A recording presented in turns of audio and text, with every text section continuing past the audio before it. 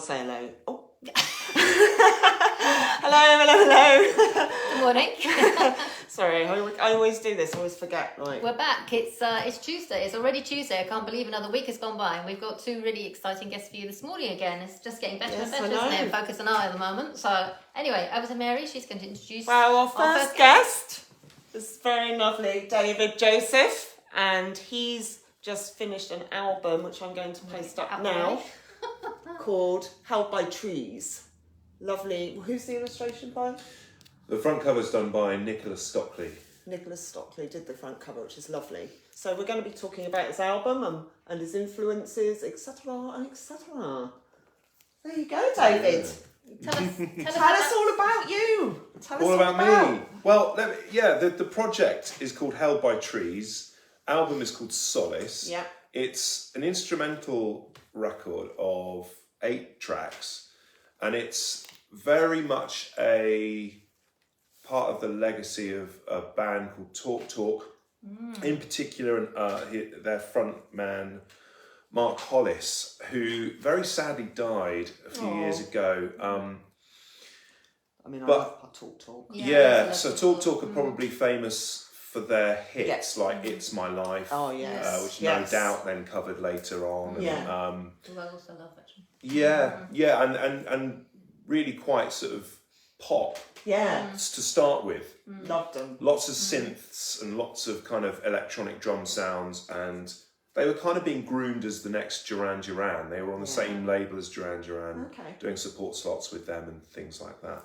But they kind of took a bit of a left field turn in their middle album. They did 5 albums, and the middle one is where they started to really open up and use a lot more organic instruments, less synths, and there's a lot more space in the music. And they were really influenced by sort of Miles Davis and Traffic, Can, and that sort of krautrock sound. And that wasn't evident so much on their earlier albums, but then they started to really change direction, and then they made Spirit of Eden, and Spirit of Eden and the follow-up Laughing Stock kind of defined the post-rock genre. So this is the late 80s, early 90s, and there's loads of space, loads of silence, and at the time, critically, it didn't do that well.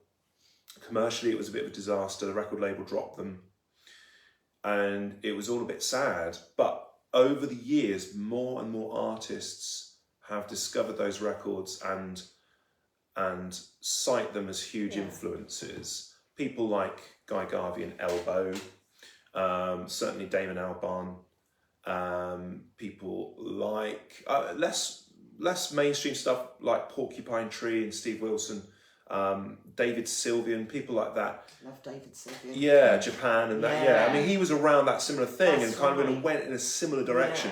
And so what happened was, for me, was I started to write some instrumental music in the first lockdown. And I thought, I'm really leaning into this sound of that kind of late talk.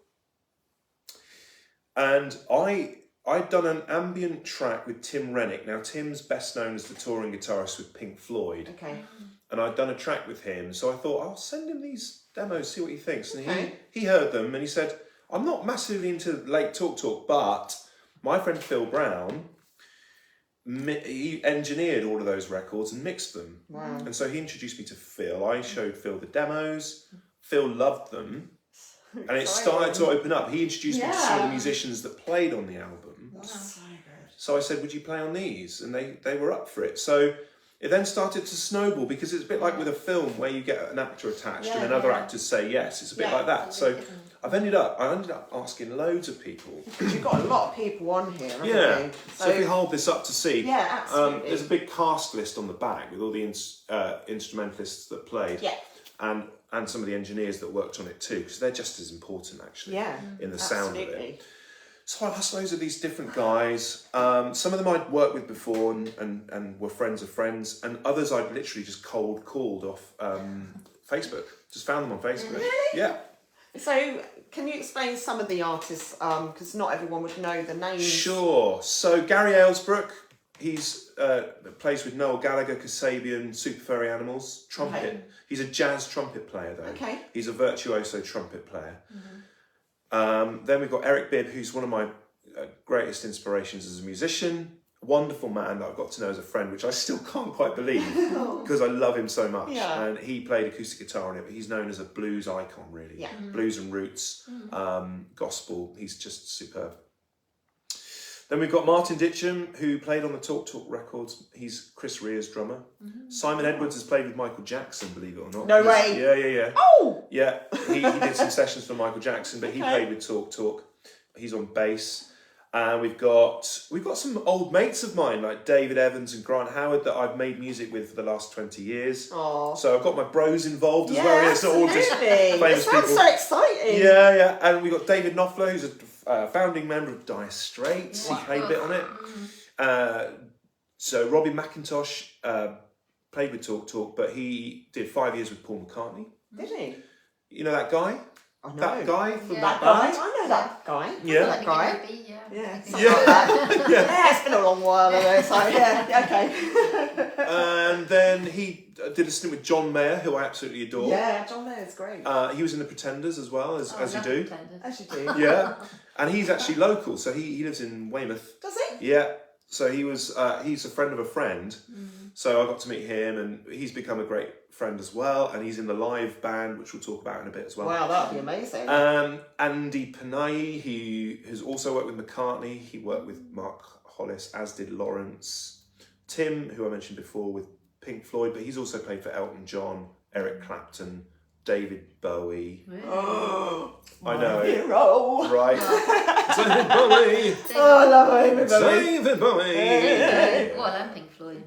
Pink Floyd were amazing. I know. I mean, he's literally, and he played on stuff like Islands in the Stream. Okay. Yeah. Islands on the Stream. Yeah. Anyway, he's a session guy, but he's like played with the greats, and he is a great. Wow. And he's just a gentleman. I love him to pieces, and I'm so honoured to have worked with all of these guys. Mike Smith, I knew of through Blur, who are my favourite band, and he works with Damon Albarn's other projects. He's on tour with Gorillaz at the moment. Okay. So he's coming back off tour from being with Gorillaz and then diving straight into a little gig with us. And you met Damon, I did meet Damon, yeah. Damon. I've met most of the Blur guys. Some of them I count as friends now, which is...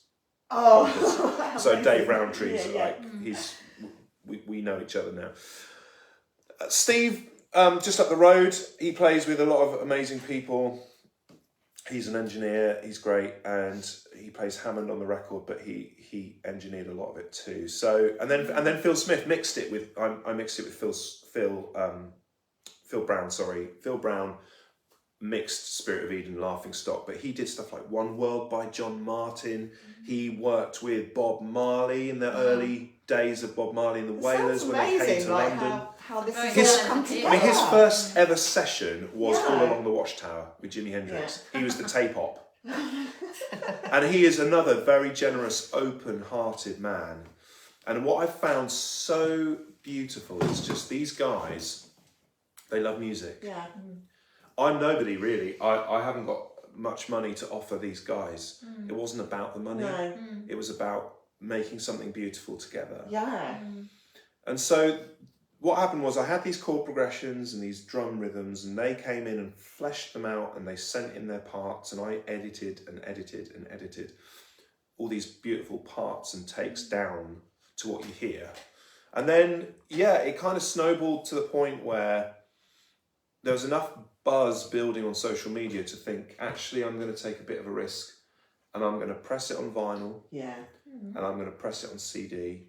Because a lot of guys don't bother with that nowadays, which is understandable, where streaming and download is so powerful. But I wanted to do it this way because I thought I think the people that are going to like this are the people that are going to buy. Yeah, because the sound of it is that kind of, you can, if you have vinyl, it'd be like that little... Yeah, it's that character. That character. And the warmth in the mix. And, you know, we used really... We mixed it on a desk that used to belong to Tony Visconti. And he made like Scary Monsters and Lodger and stuff on this desk, like Bowie albums, you know. So we mixed it on this desk with all this heritage and stuff, which was kind of like a relic, you know, like a holy relic. So there's all of that character infused, a bit like our tea, infused in the... You can feel the character, even just looking at the album. You know, Held by Trees. You can see, Solace, but anyway, but you can sort of get a feel for that for the album, like you say, like it's got that. I don't know. It's an earthiness to it, and there's a lot of field recordings that I made using a little handheld Tascam stereo recorder with microphones like that capture the stereo field. Yeah. So I'd be out maybe on the beach. I mean, there's the sound of Bournemouth Beach, the waves on one of the tracks. There's a wooded valley in Somerset with the early morning bird song. There's a thunderstorm in a field in Wiltshire, all infused. How did you get there? Did you just go, I'm going to go Wiltshire? Well, it was my grandpa's garden. It was actually his funeral. Oh. Yeah. So Oh dear. it was his funeral. We were all camping, And then you remembered it and gone, well, yeah, you never know, do yeah, you? you But just don't know, do you? Yeah. we were camping in his garden after the funeral, and I was pretty drunk. But I had my recorder. And I was lying in the tent, and it was, I don't know, near midnight probably, and it was sort of July, so the air was really thick with atmosphere. Yeah. And then it thunderstormed, and I had my recorder, and I happened to be in this tent, and the rain falling on the tent, on the canvas, the thunder overhead. That's all on the Rain After Sun track. That's almost dedicated to him, really, isn't it? Or is it not? I've only just kind of thought that, actually, weirdly. But yes. It could be like a little... He probably would have hated it. Yeah. He was... Although we're getting support from Radio 3, which was his radio station. You're joking. So, no, we've been played on 6 Music. See, things happen. 6 Music. Guy Garvey played us, and oops. Oh, that's no! There's a blooper. That's why we have this lovely film on the. Thank goodness for that. We have this lovely polythene. I just. For those of you who didn't see that, I just spilt my drink. Just the drink all over the album. Brilliant stuff. Another blooper. That's all right. I think it's just run off, hasn't it? It's just run off because it's got a nice film over it. Yeah, luckily, that's so why. There's no damage to the artwork. Because I'm or such anything. a klutz. No damage done here. We didn't see No that. damage, no. I just Oh can't dear. remember. Oh, well, I should never drink mind. this really. Yeah. I wonder if I can play a little track, if I may. Yeah, I mean, I you know can. I've got it on my phone, but So it's it not might gonna give be you the an best idea. quality. It won't be very good quality, but it will give you an idea of the sound. Otherwise, I'd have got my final. So, which one should we do? Wave Upon Wave, did you say? Well, that's very chilled. It's got 2 wonderful musicians on it that I met online, just through the Talk fandom, I guess. Yeah. Peter Moon, who's based down in Cornwall, played piano on it, and a guy called Justin, who he's Dutch, and he's made a fantastic album called Deep Cycles. Okay. And we've become really good friends, sort of partners in creativity. Yeah. And you met everyone, so from lockdown, this is what inspired... Did this inspire you, lockdown, or was it before lockdown? I think without lockdown, I wouldn't have been in that particular headspace that I was in to make this kind of music. I think a lot of great things have come out of lockdown as well, creatively. We've mentioned this a few times, haven't we? It's like spurred a whole new generation of artists, basically, of all genres. Yeah, I'm sensing that too. And I think the reason the album's called Solace is that, for me, I was super stressed because I've got 3 kids. Yeah. My wife was working. Yeah. I was furloughed from my day job. I'm a Church of England minister, believe it or not. That's my day job. And so I was furloughed, trying to home educate, feeling the stress of that was acute. Yeah. Like really extreme stress of... I have so much admiration for teachers and educators because it's hard. Yeah, it's hard. Just with 3, let alone 30. I was a teacher for 6 years, so I don't get it. Mine was 16 to 18-year-olds. So I love teachers. I mean, I have a family full of teachers, and I think they're amazing people. Yeah. But I was really stressed with that. But then Jess, my wife, said, "Look, move your music stuff back from your studio. Just have it here." Yeah. And then, by all means, just muck about and get into the music, and so I did, and so it was a real solace. Yeah. I mean, obviously, notwithstanding, yes, stress at home, but that's nothing compared to the great grief and the loss and the death and the suffering that was happening. Yeah. Which thankfully didn't come too close to home for me, but I know people out there, maybe people watching, they lost loved ones. It was It was traumatizing for us as a humanity. Well, it was a massive shock. We didn't really quite believe it, did we? When it first all happened, it was just like, what? So this music was solace for me to make, and I hope it's Solace for people to listen to. Well, it's fantastic. You need to listen to it, but I am going to play a quick track. Try. Forgive Forgive the sound quality, okay? I'm doing it. So we'll do, what do you reckon, wave up on wave? Yeah, why not? Have I got the volume up on it? It's so kind of ambient, this track. It's probably the least like Talk in some ways. If I put this... You're going to have a whole bit of that. So smile. So that's Justin on guitar. You can hear the waves. She's down there. Lovely sound. You could really lose yourself in it, couldn't you? Double bass with Simon Edwards.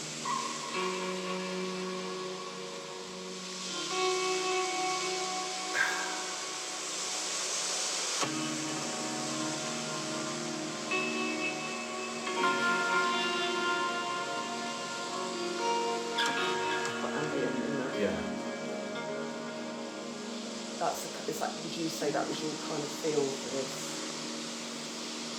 Or what? Do you know what was so great was with this track I said to musicians, I sent them the sound of the waves, then I said, play in C sharp major, and they didn't hear each other. So they were playing blind to what others were, or deaf to what others were playing. Then they sent in their parts, all in C sharp major. And all the serendipity and the wonderful little happenstances within their parts merging and I did very little moving around and chopping up. It was all kind of, that's Eric Bibb on acoustic. It's almost like organic. So very, very organic, very. Really and then that piano there that Peter did, he came up with, not knowing that I live in Bournemouth, he came to Bournemouth Beach and dreamt up his part. Not knowing that I was here. So how, do you know what? That's just incredible. It's a bit weird, has right? Has that blown your mind a little bit? I mean, I will. It did a bit, really, because it's like if I turn it down. I realise that I want to be surprised by music. That's what I love the most about making music is the surprise. And there's, I think, with making music this way, where you're giving people so much freedom. Yeah. Then all the surprise comes back when you're loading in these different parts that they've sent you. This is the joy of the technology we have these days, is that you can do that. People can record like Justin did in Holland, send the parts over. Eric, he's American, but he lives in Sweden. So there's the sound of the Netherlands, Sweden, Cornwall, Bournemouth, all there, merging. It's the sound of humanity. It's the sound of creation. It's bringing people together. For me, it's really spiritual. Yeah, definitely. So are all the tracks like that? It was the same process. Did you, with the other tracks, did you say? No, that's the only one I did that with. But man, I want to do more of that. Yeah. It's so exciting. Yeah. Just picking a key and saying, like, do your thing. So how did you do the other tracks on the album? Well, they're all slightly different, probably. Next to Silence, the opening track, I sat at the piano and improvised to the sound of birdsong. Right, okay. And then other musicians improvised on top of that. Right. In the Trees, Rain After Sun, Tree of Life, Mysterium, and The New Earth. So most of the five of the tracks, I came up with a chord progression and a rhythm, which I sent then to different musicians and they improvised on, and then we edited down. It's a bit like sculpture, where you've got this great lump of different parts people have sent back like this, and you're chiselling the parts that don't quite work. You don't get that feeling with. So forgive my ignorance, but all the tracks were done with musicians not being together, and it was all brought together. Pretty much, because it was actually all made in lockdown. But we managed to do some studio sessions with Lawrence Pendrus, who came down from London to play piano.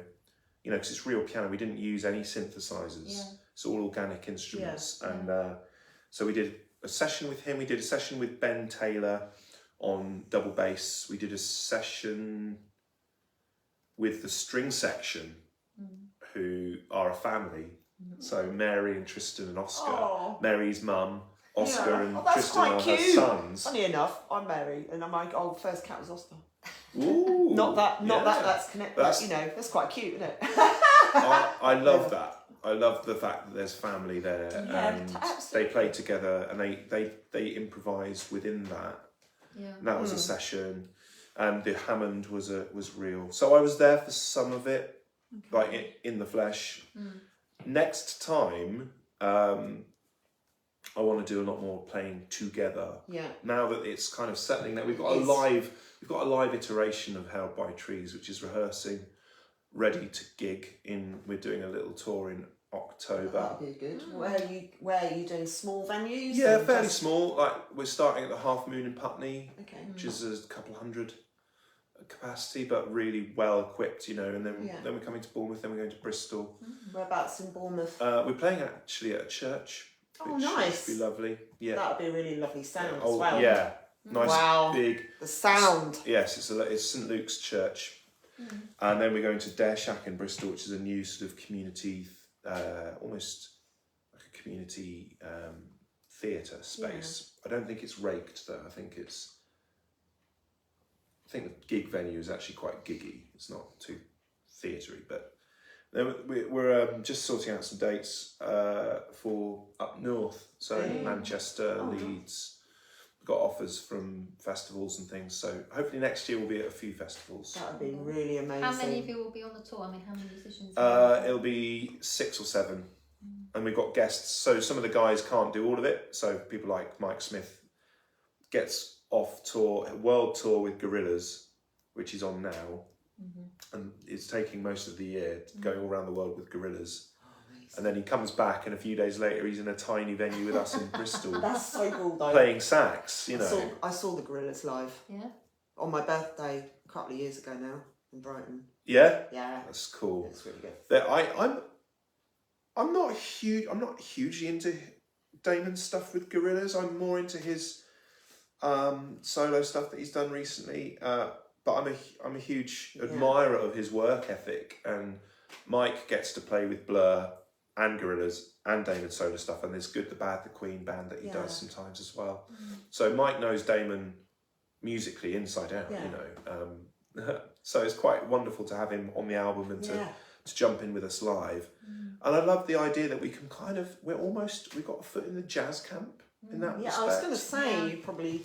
Yeah, I can imagine us playing Ronnie Scott's one day because there's so much improvisation. Yeah, that's it. So we're somewhere between post rock, prog rock, and jazz. We're kind of in the middle of that triangle. Yeah. Because you said that you're a CV minister. Yeah. But I mean, I read your bio. You've been in the music industry for about 20 years or so. Yeah. Yes. So I started in the gospel scene. Really, it's like a little enclave of I guess faith. Themed music, which I cut my teeth in that scene and know and love a lot of the people involved in that scene. Still, many musicians did, didn't they? I mean, Whitney Houston, people like gospel scene, didn't they? So many, gospel, right? I mean, so many people come from. Yeah. Because church is an environment where there's always music. Yeah. And for young people coming through, that's a great place to kind of get used to playing with other musicians and in front of people. So it's no surprise that lots of people, not just musicians from sort of black gospel, but from people like Daniel Bedingfield, like pop stars, you know, they come from that world. Yes. But it is quite a small pond. And I always had half an eye on kind of what would it be like to work in a mainstream setting with musicians that aren't necessarily sharing the same beliefs as me. Yeah. Because I think musically, I think Christian music can be probably fairly critiqued as being a bit safe. Right. And I was always kind of trying to push that a little bit. And in the way that my life's worked out has just meant that I've kind of moved from that scene into this. Well, what you're doing now. Yeah. And I think, thankfully, we're in a day where those labels matter less and less. A bit like with age as well. I think age for musicians and for artists means the least it's ever meant. Yeah. It doesn't matter that you're not 21 anymore. No, it doesn't. You know, I'm in my late 30s and I think I'm just beginning to find my feet. And I know quite a few other, like Foy Vance, who's a mate of mine. He only got to sort of a point where he was able to make decent money and had a decent following in his late 30s as well. So it's not unusual now for people who are really doing well to have only got there a lot later in life. It's not so much about being spotted as a teenager anymore.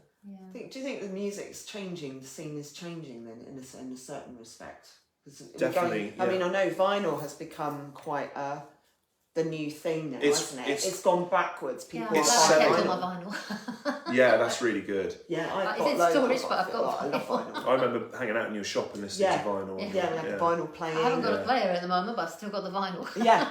Well, I mean, it's definitely a resurgence of vinyl, but actually CD as well. Yeah. Not a lot of people realise that CD sales are on the increase for the first time in about 20 years, maybe 15 years or so. People want the physical product. They do. They want the ritual. There's a ritual to putting an album on and listening to an album. You know what, I'm going to really show my age now, but when I was a teenager, I used to go with my friends into town, you know, our latest bands used to come out, and we used to queue and get the single, you know, because they had the packaging and it was really unusual and you wanted to hold it, you know, it was the whole thing about getting that single in your hands. I mean, I'm the same, and you know, going to Our Price and grabbing a cassette single was part of my Saturday routine as a 15-year-old, and then true though, isn't buying it? CDs, second-hand CDs. CDs. It's so much nicer having something you can hold rather than just downloading something. I remember going to Virgin record stores in London, and you could go in the little booths and actually listen to the music before you bought it. Well, so our manager, Bill, was the manager of Virgin record stores in London. No way. Yeah. Because I used to go in there when I used to go. I lived up there a little tiny bit, and then we used to go in there, put the headphones on, and listen to it. I remember buying George Michael Pride and Prejudice because I listened to it on the headphones. But and you I was could do that, couldn't you? You used to go to HMV and you used to listen to it before you bought it. That was amazing. Yeah. But I mean, I think that's probably where I stopped listening to music, to be quite honest, when all the digital stuff. I mean, because I have no idea who the Gorillaz are. Apologies. I have no idea. My music taste stopped somewhere late 80s, I think. Probably early 90s. But then, of course, because of what I do now, I'm very into Tanga music. So I listen to Tanga music all the time. But modern day bands, not so much. I don't listen to the radio. Yeah. I think that's not unusual. People get to a point, I guess, where they've assimilated their taste, and the younger years that we live through is where we assemble that what we love, and I think often people then that's them set for life, and these are my artists that I love. There aren't many new artists that I've fallen in love with in the same way that I did with bands as a teenager. But there are a few now and then people come through who I just think are amazing. Yeah. And I can see brilliance without having to love it myself. Yeah. For instance, Billie Eilish, you know, I think she's astounding. Yeah, I saw an interview. But I don't naturally bond with the music. I saw an interview, it's on Netflix, but it's with her and David Letterman. And it's a really good interview actually. Yeah. And I actually, obviously I know of her, but I didn't realise it was brother and sister. Yeah, so Phineas, her brother, produces, I think, for her. But he's obsessed with the sounds, and it was just really interesting to listen to them. It's genuinely awesome. I think it's because I don't listen to the radio anymore. I mean, I stopped listening around the time of Amy Winehouse because I love Amy Winehouse, and then I just didn't bother much after that. Yeah, obsessed with other genres of music and not so much what's happening now. But isn't that great as well that we can discover this whole new world of a certain genre or sub-genre, and then go on down the rabbit hole? Yes. And you get to know that scene. That whole thing. You get to know who the leading musicians are in tango music. Yeah, exactly. I mean, incredible musicians there as well. Yeah. Oh, yeah, I can imagine. The thing is, music, I think, it just brings people together, generally speaking. I think you know what I mean? Like what you did in this album. I mean, these people that you've worked with, you must feel like, wow, has that really happened? Yeah, totally. Have you felt like? I mean, I would be like. Every time I get to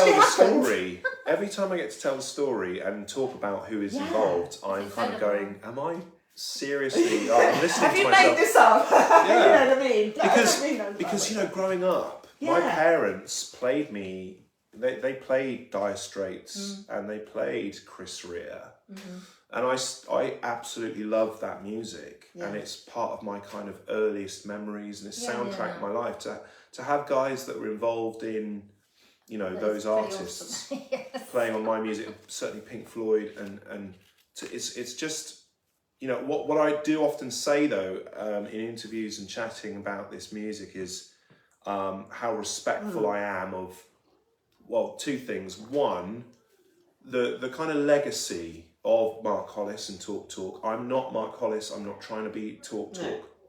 I'm paying homage to him and his work, whilst trying to also sort of find new ground. And I'm not, you know, we're not Pink Floyd, and actually Tim Rennick isn't Pink Floyd. He's played with Pink Floyd. So it's respecting that these guys, certainly the session musicians that play with bands, so like Tim and like Mike and his work with Blur and stuff, their genius is not just as sides people with these bands, iconic bands. They are in their own right insanely talented, brilliant musicians. And I love the fact we can celebrate them on this record. Do you know what I was about to say? We do, you know, when you see a band like you say, like Blur or whatever, you do forget like there are other people in that joining in, and it's so nice to actually be able to say, do you know what, these people deserve more recognition. Totally. Robbie McIntosh, you know, I haven't talked to him directly about this. If you're watching this, Robbie, you know, I hope I don't get this wrong, but because, you know, he's such an amazing musician and he writes his own stuff and he performs his own stuff. But people, whenever they talk about Robbie, they say Paul McCartney and they say John Mayer and they say the Pretenders. But like, you could remove all of that and he's still an astonishing musician. It's not about necessarily the names that he's worked with. Him as a musician. When the last track, The New Earth, when he sent through the guitar solo for that, I wept. And when we were mixing it, I cried again. And I have since cried listening. I could almost cry talking about it. Oh. Because... I'll get the tissue. Because... I've got a toilet roll, sorry. Toilet roll. The genius of that guitar solo on music that I wrote and produced... Forget Paul McCartney and John Mayer. It doesn't matter. That doesn't matter. No. When you're actually listening to Robbie playing with all his Robbiness on a piece of music. And when we're going to do this live, he's going to do that live, you know, and it's about Robbie. It's not about John or Paul or Chrissy Hynde and Pretenders. He's just being Robbie. And I love the fact that my music, and I hope to do this more in the future, just releases these guys and girls maybe in the future too, like to play, just be you, just do it, and celebrate that talent. And these guys who have worked so hard for other people's music, I hope there's an element with Held by Trees that they are playing for themselves and not like for me or my music. This they own it as much as they want to own Held by Trees. It's not me, it's us. Yeah, absolutely. That's great. And it sounds amazing as well. If you listen to the album, I really love it. When you said when it came out, I did put it straight on. To listen. We're gonna have it's to wrap beautiful. up. Are we? Yeah, we are definitely. There's one more thing I want to mention, and that's the fact that we're celebrating the natural world with this record. I was going to bring this up. Yes. Trees. And we found a way. My manager Bill, who's a genius, really a genius manager, he found a way. The guys that founded Music Magpie, who recycle CDs, they've moved into doing something else where they're partnering with a group based in Madagascar who are rewilding the mangrove forests. Wow! And so every album that we sell, we're donating the cost of one tree. That's absolutely amazing. So we're climate positive. We're taking more carbon back out of the atmosphere than we've made making the record. So we've as it stands, the first wedge of royalties has paid for something like 360 something trees. Wow, amazing! That's fantastic. But there's a lot more to come. You know, a lot more because thankfully it keeps selling. How long has it been out for? A month. A month. Yeah, it's been out a month. And it hit the charts, so that was really cool. Oh, it's number 4 in the indie charts. Yeah. It reached number 4 in the indie So charts. I love to drop that in there, because it's such a little successful little project like that. I think it's amazing, and I really love. I didn't obviously realise about this, but this is absolutely beautiful, and I think more artists should be. Yeah, Play It Green is the name of the company. Play It Green, and anyone can partner with Play It Green. Partner with Play It Green musicians. Whether you're a family or a company or a church or a community group, you can partner with Play It Green and plant trees in Madagascar that is looked after by local people. So they're not just planted and left; they're stewarded by local people who are looking after them. Do you know what? I never even knew this. Employing people to look after the forest. That's absolutely amazing. Keep it safe. And I hope we get to do more of that, because the fusion of music and art and creativity feeding back to Mother Earth. Yeah. And totally agree. All of that. Totally agree. I think that was such a great thing. Leo's saying fantastic. He's upstairs watching this. We have to finish I'm so sorry. Because we're running late. Amazing. How to buy trees, please buy it. Thank you so much. There we are. For coming in. You're so welcome. Thanks for having me. Oh, it's great. Thank you. We'll be taking a short break and we'll be back soon. We're a little bit late. Yeah, that's all right. See you soon. Bye. Bye.